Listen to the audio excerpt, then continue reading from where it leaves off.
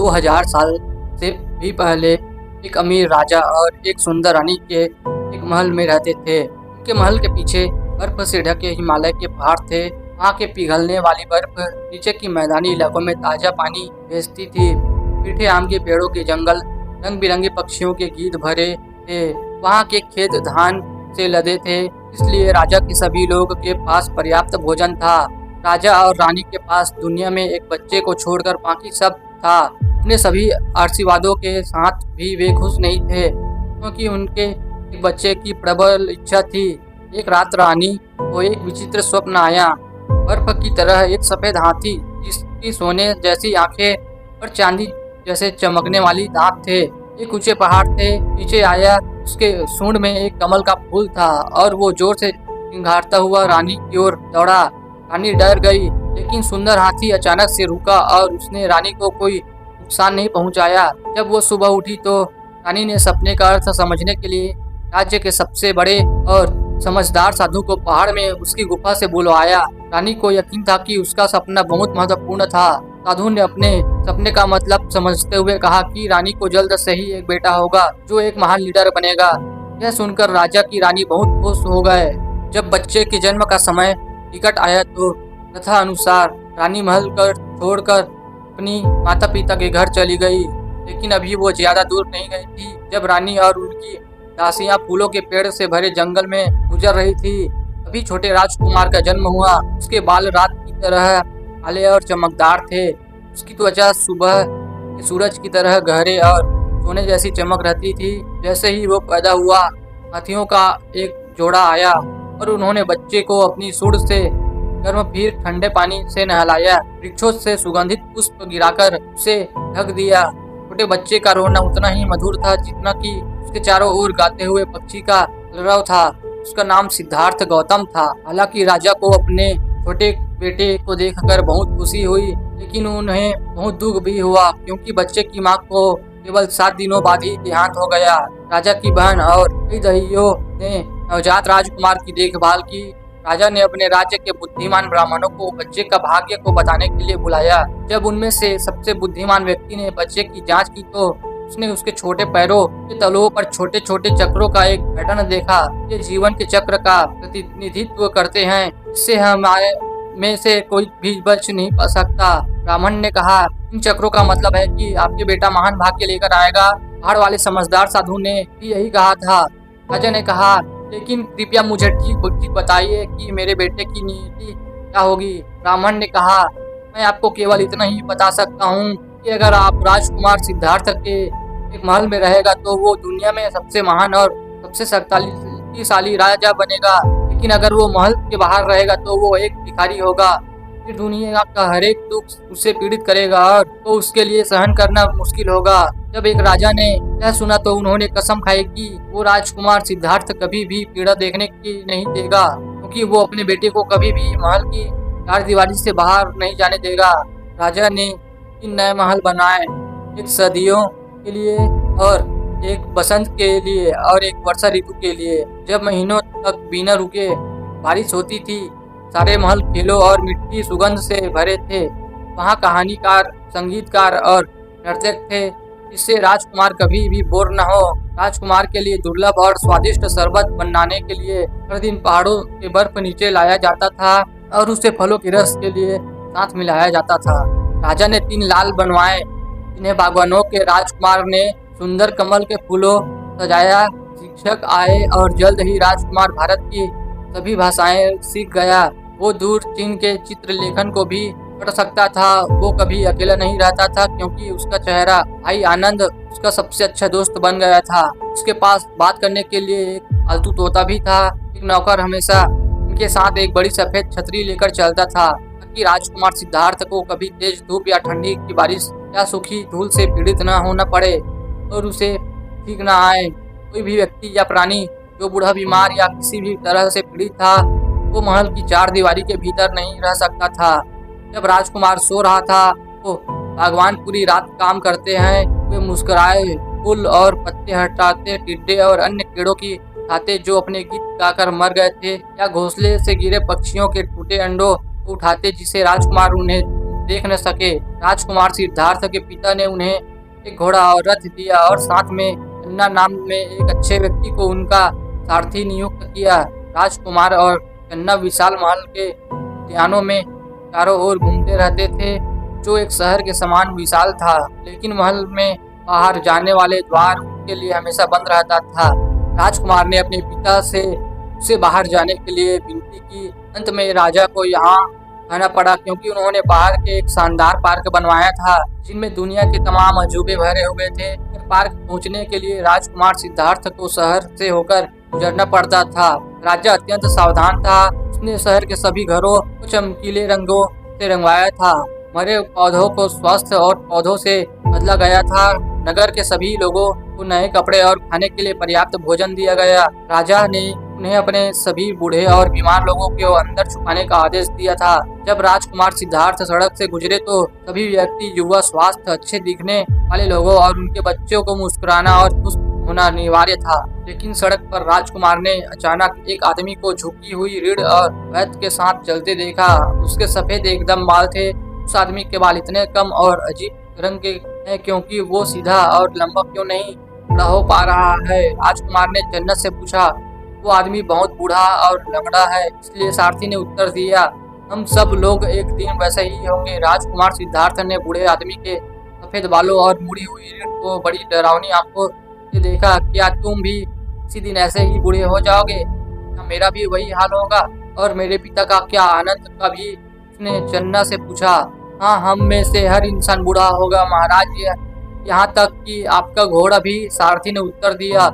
वे कुछ और आगे बढ़े और उन्होंने कहा, देखा एक आदमी जमीन पर खड़ा था और बीमारी और भयानक पीड़ा से रहा था। वो एक जनाजे के जुलूस में सामने से गुजरने और उन्होंने मातम मनाने वाले लोगों के लिए रोते हुए, विलाप करते हुए देखा। उस दिन राजकुमार सिद्धार्थ को वृद्धावस्था की बीमारी और मृत्यु के बारे में पता चला, जैसे कि सबसे बुद्धिमानी ब्राह्मण ने कहा था। वो देखकर राजकुमार का हृदय में करुणा से भर गया। उसका दिल उन्हीं सभी लोगों के लिए दुख से भर गया जो इस प्रकार पीड़ित थे। क्या बुढ़ापे, बीमारी और मृत्यु से बचने का कोई उपाय नहीं है? राजकुमार ने चन्ना से पूछा। नहीं, सारथी ने कहा, हम सभी एक दिन मर जाएंगे, लेकिन मृत्यु भी हमारे दुखों का समाप्त नहीं कर पाएगी। जीवन का पहिया घूमता रहेगा और हम सभी इसमें फंसे रहेंगे। हम में से प्रत्येक का किसी न किसी रूप से पुनः जन्म होगा, चाहे वह मनुष्य के रूप में हो या पशु के रूप में। केवल वे जो निर्वाण प्राप्त करेंगे वे सभी चीजों में सच्चाई देख सकेंगे। केवल उन्हें ही जीने, पीड़ित होने में, मरने और उनके लिए दोबारा पैदा होने की जरूरत नहीं होगी। अब राजकुमार सिद्धार्थ ने एक भिखारी को देखा और जो एक साधु भी था। राजकुमार ने उस व्यक्ति की आंखों में शांति देखी। चन्ना ने उसे क्या कहा था और उसने उस दिन क्या देखा था, उस सब के बारे में उसने गहराई से सोचा। क्या दुख को समाप्त करने का कोई रास्ता नहीं है? लेकिन राजकुमार ने अपने सोच के बारे में किसी को बताया नहीं। मारा नाम का एक शैतान था। वो बिना बताए ही जान गया था कि राजकुमार क्या सोच रहा था। उसने देखा कि राजकुमार सिद्धार्थ के दिल में दूसरों की पीड़ा के लिए कितनी करुणा थी और वो कितने चिंतित थे। मारा बेहद दुष्ट था और उसे दूसरों की पीड़ा देखने से बढ़कर और कुछ भी अच्छा नहीं लगता था। मारा ने राजकुमार को पीड़ा को समाप्त करने के लिए रास्ता खोजने से रोकने के लिए हर संभव का प्रयास करने का अपना मन बनाया। राजकुमार सिद्धार्थ की जैसे जैसे दुनिया में हर एक चीज के लिए करुणा गहरी और गहरी होती गई, वैसे वैसे वे और दुखी होते गए। जब राजा ने देखा कि उनका पुत्र इतनी दौलत होने के बावजूद हमेशा उदास और सोच में डूबा रहता था, तो उन्होंने लगा कि शायद राजकुमार अकेला महसूस करता होगा और उसकी शादी कर देनी चाहिए। एक पत्नी निश्चित रूप से राजकुमार को खुश करेगी। महल में सुंदर राजकुमार से मिलने के लिए पूरे देश की सबसे चतुर, सबसे अमीर और सबसे खूबसूरत युवा महिलाओं को आमंत्रित किया गया। प्रत्येक का राजकुमार सिद्धार्थ ने एक कीमती गहना दिया, लेकिन उसने उनमें से किसी एक को भी शादी के लिए नहीं चुना। उससे उसके पिता बहुत निराश हुए। लेकिन तभी एक राजकुमारी देर से आई। राजकुमार के पास राजकुमारी को देखने के लिए भी गहना नहीं बचा था, लेकिन राजकुमार सिद्धार्थ को तुरंत यह पता चल गया कि वो उसी युवती से शादी करना चाहता था। राजकुमार ने अपने पहने हुए चमकते हुए गहने उतारकर उस राजकुमारी को दे दिया, जिसका नाम यशोधरा था। सुंदर और बुद्धिमान यशोधरा से शादी करने के लिए आज राजकुमार सिद्धार्थ तो इतने खुश हुए कि वे एक पल के लिए यह भी भूल गए कि उन्होंने पीड़ा देखी थी और दर्दनाक करुणा महसूस की थी। इसके बजाय उन्होंने अपने पिछले कुछ सुखी जीवन याद किया, जब यशोधरा पिछले जन्मों में भी उनकी पत्नी थी। उन्होंने विशेष रूप से खुशहाल उस जीवन को याद किया जब वो हरे भरे जंगल में घूमते हुए एक बाघ थे और यशोधरा उनकी साथी थी। उसे फिर से पाकर राजकुमार बहुत खुश थे। एक शाम राजा ने हमेशा की तरह एक दावत दी। कलाइयों और पैरों में झनझनाती सुनहरी घंटियों वाली सैकड़ों नृत्यांगनाएं देर रात संगीत पर अपनी सुंदर भुजाओं को घुमाती गोल गोल घुमाती रही, लेकिन जब नृत्य बंद हो गया और सभी लोग बिस्तर पर सोने चले गए, तब राजकुमार सिद्धार्थ बेचैन हुए। उन्हें नींद नहीं आई और वो महल के हाल में घूमते रहे। जब वो बड़े हाल में पहुंचे तो उन्होंने देखा कि सैकड़ों नाचने वाली लड़कियां फर्श पर पसीने की दर्द से ढकी हुई थी। उनमें से कुछ दर्द के घहरा रही थी, अपने पैरों और पीठ को दबा रही थी, जो इतना अधिक नाचने से दुखी रही थी। राजकुमार ने उन्हें लहलहान और छालेदार पैर देखे। फिर से राजकुमार सिद्धार्थ ने पीड़ा देखी और उनसे अपार दया करुणा महसूस हुई। तब उन्होंने फैसला किया कि उन्हें अपने पिता के महल को छोड़कर जाना होगा और दुखों को खत्म करने का रास्ता खोजने के लिए असली दुनिया में जाना होगा। यह एक दर्दनाक फैसला था, क्योंकि यशोधरा ने हाल ही में एक बच्चे को जन्म दिया था, लेकिन इसके बावजूद राजकुमार सिद्धार्थ ने चन्ना को अपना घोड़ा और रथ लाने का आदेश दिया। और वो जब महल में और अधिक रहना सहन नहीं कर सकते थे और उन्होंने अपने पिता के सोते हुए छोड़ने का निश्चय किया। महाराज, निश्चित रूप से आप जानते हैं कि राजा ऐसा नहीं होने देंगे, चन्ना ने कहा, इसलिए मुझे अब जाना होगा जब पिताजी सो रहे हो। राजकुमार ने कहा, लेकिन मेरे भगवान, अब क्या हो जा रहे हैं? जो भी चीज आप चाहते हैं वो यहाँ उपलब्ध है। राजकुमार ने कहा, दुख को समाप्त करने का रास्ता खोजने के लिए मुझे दुनिया में जाना ही होगा। अब जल्दी से मेरा घोड़ा लाओ। और चन्ना ने वैसा ही किया जैसा राजकुमार ने उसे आज्ञा दी। राजकुमार सिद्धार्थ अपनी पत्नी और बच्चों को अलविदा कहना सहन नहीं कर सकते थे। राजकुमार उन्हें बहुत प्यार करते थे। वो जानते थे कि अगर यशोधरा ने उन्हें वहीं रहने को कहा जैसा बहुत संभव था, तो वहीं उन्होंने कभी नहीं छोड़ सकते थे। जब उन्होंने अपनी खूबसूरत सोई पत्नी और छोटे बेटे को देखा तो राजकुमार को एक अन्य तरह की पीड़ा का अनुभव हुआ। वो जिन्हें प्यार करते थे, उनके साथ न रहने का विद्रोह। तब राजकुमार को एहसास हुआ कि प्यार भी बुढ़ापे, बीमारी और मौत की तरह दुख का कारण बन सकता था। मूर्ख, तुम एक महान और धनी राजा हो सकते हो, सारी दुनिया के शासक। जैसे ही चन्ना ने घोड़े की बागडोर संभाली और ने पुकार मारी, लेकिन राजकुमार सिद्धार्थ ने अपनी आंखें लगातार आगे रखी और उस दुष्ट की ओर कोई ध्यान नहीं दिया। इसी चमत्कार से राजा जगाए बिना, कोई आवाज किए बिना महल के द्वार खुल गए। घोड़ों की टापे और रथ के पहिए भी शांत थे, क्योंकि राजकुमार सिद्धार्थ चांदनी से बाहर निकल रहे थे। रथ के पहिए जहाँ भी लुढ़के वहाँ तुरंत फूलों का मार्ग खिल गया। रथ तेजी से लुढ़कने लगा और उनको मारा उनके साथ नहीं कर रहा था। जल्द ही वे एक जंगल में पहुंचे। राजकुमार चन्ना ने कहा, मेरे दोस्त, मुझे तुम्हें यही अलविदा कहना चाहिए। चन्ना रोया, घोड़ा भी रोया। वो राजकुमार के पैर चूमने के लिए घुटनों के बल टिका। राजकुमार अपने राजसी वस्त्र और आभूषण उतार कर जंगल में चले गए, जहाँ उनकी भेंट एक भिखारी से हुई। उन्होंने उस आदमी से उसका फटा हुआ पीला चमड़ा का लबादा मांगा, जिसे शिकारी ने उन्हें दिया।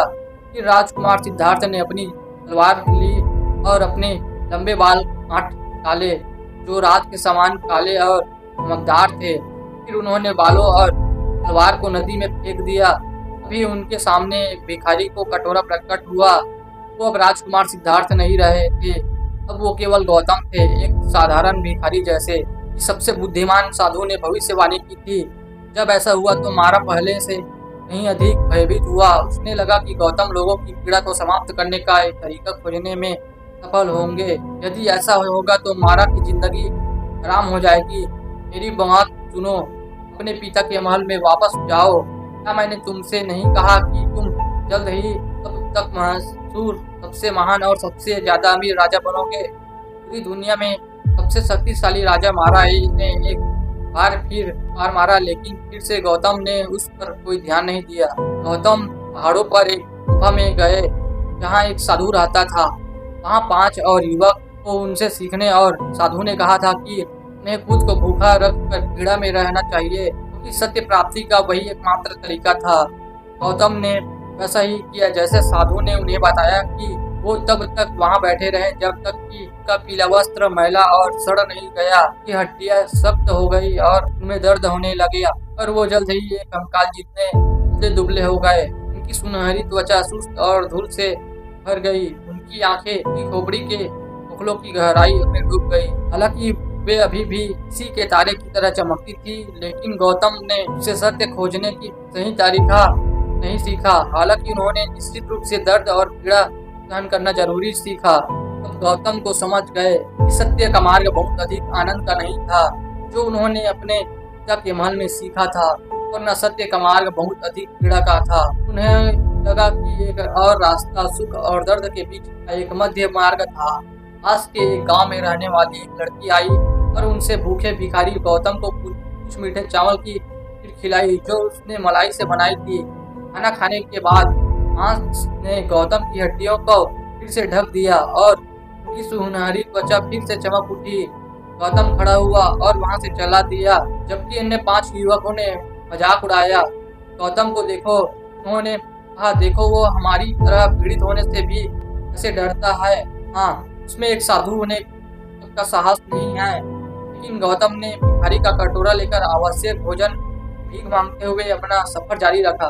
गौतम तब तक चले जब तक कि वो एक विशाल फैले हुए एक महान बरगद के पेड़ तक नहीं पहुंचे।